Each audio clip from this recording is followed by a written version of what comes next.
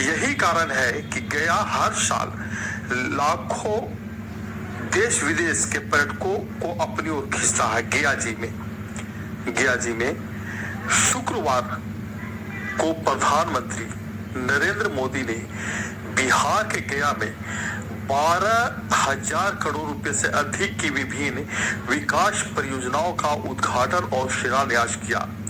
यह दौरा सिर्फ राजनीतिक और आर्थिक विकास का प्रतीक नहीं है, बल्कि उस पवित्र भूमि को भी सम्मान देता है जहां अध्यात्म और शांति का गहरा संबंध है। गया जी का वह स्थान है जहां भगवान गौतम बुद्ध को बोध गया में ज्ञान की प्राप्ति हुई थी। यह सिर्फ एक ऐतिहासिक स्थल नहीं, बल्कि विश्व भर के बौद्ध धर्म अनुयायियों के लिए आस्था और प्रेरणा का केंद्र है।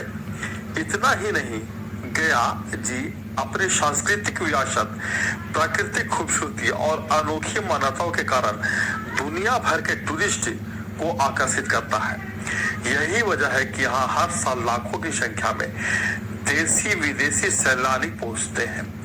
बौद्ध धर्म से लेकर हिंदू परंपरा तक, प्रेम कहानियों से लेकर आधुनिक विकास तक, गया का हर कोना अपने आप में एक अनोखी कहानी कहता है।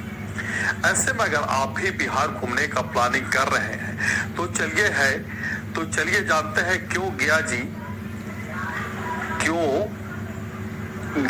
जी आपको ट्रेवल लिस्ट में जरूर शामिल करना चाहिए और वहां पहुंचने के लिए किस रास्तों का चयन करें। गहलोर घाटी माउंटेन मैन की धरती। गया से लगभग 30 किलोमीटर दूर गहलोर घाटी में दशरथ मांझी की प्रेम और संघर्ष की कहानी बसी है।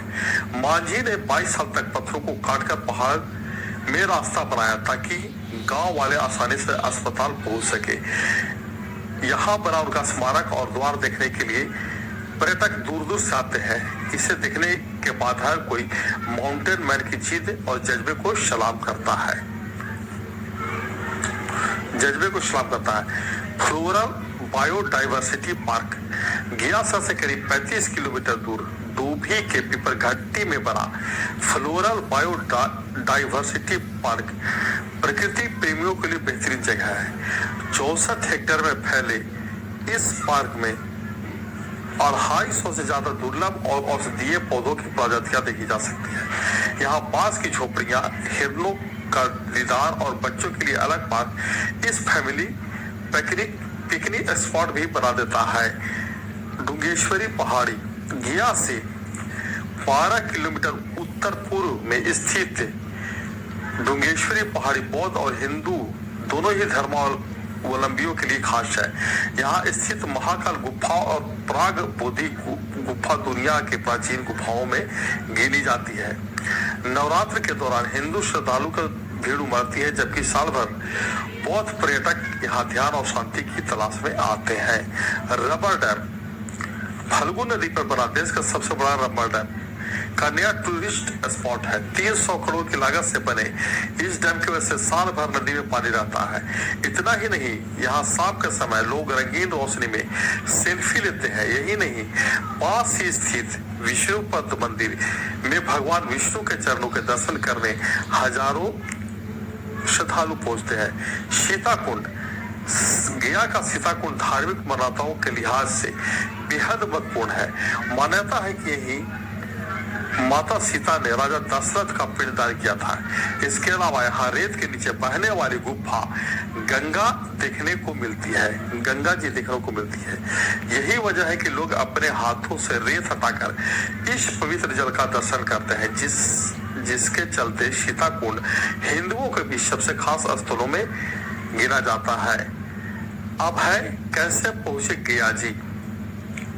गया तक पहुंचना बेहद आसान है। यह रेल, सड़क और हवाई मार्ग से देश और विदेश से जुड़ा हुआ है।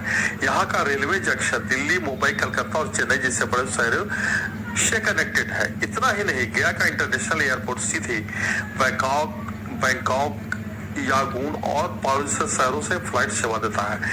पटना एयरपोर्ट से भी टैक्सी और बस के लिए जरिए यहाँ आसानी से पहुंचा जा सकता है। रेल मार्ग से गया पहुंचने का रास्ता। गया जंक्शन बिहार का बड़ा रेलवे स्टेशन है, जहां से ज्यादातर प्रमुख ट्रेनें गुजरती है। यहाँ से दिल्ली, कोलकाता, मुंबई और चेन्नई से सीधी ट्रेन मिलती है। इसके अलावा पटना भी नजदीकी प्रमुख रेलवे स्टेशन है जो पूरे देश से जुड़ा हुआ है। वहीं दिल्ली से रोजाना चलने वाली महाबोधि एक्सप्रेस मात्र 16 घंटे में गया पहुंचा देती है। सड़क मार्ग से गया पहुंचने का रास्ता।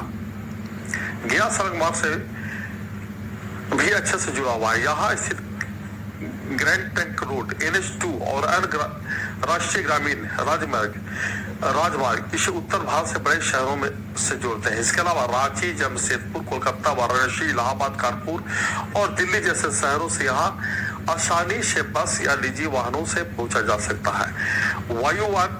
वायु मार्ग से गया पहुंचने का रास्ता। गया का अपना अंतर्राष्ट्रीय हवाई अड्डा है। यहाँ से कोलंबो, सिंगापुर, यांगून और पारू जैसे अंतर्राष्ट्रीय उड़ानें संचालित होती है। घरेलू उड़ानों के लिए पटना एयरपोर्ट सबसे बड़ा विकल्प है, जहां से टैक्सी और बस के जरिए करीब 3 घंटे में गया पहुंचा जा सकता है। और गया जी के जिले के मैगरा गांव के कुछ फ्रीडम फाइटर स्वतंत्रता सेनानी गया जिले के बिहार के गया जिले के मैगरा गांव के बारे में, जो अखौरी राधे बिहारी लाल ने और अखौरी राधे बिहारी लाल व कामेश्वर ठाकुर ने पढ़ाई छोड़कर आजादी की जंग में लड़ी थी, आजादी की जंग लड़ी थी।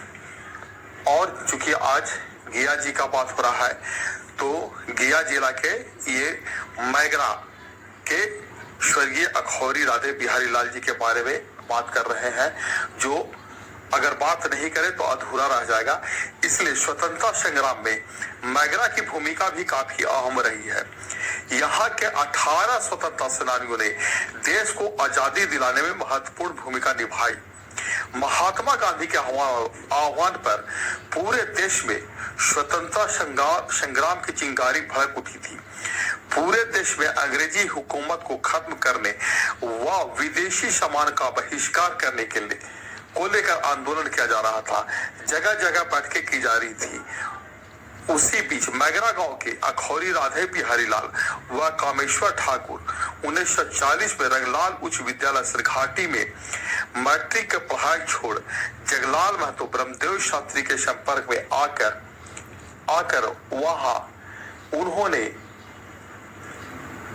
उन्होंने आजादी की जंग में भाग लिया था और कलकत्ता अधिवेशन में पहुंच गए थे और 2 बार जेल गए थे।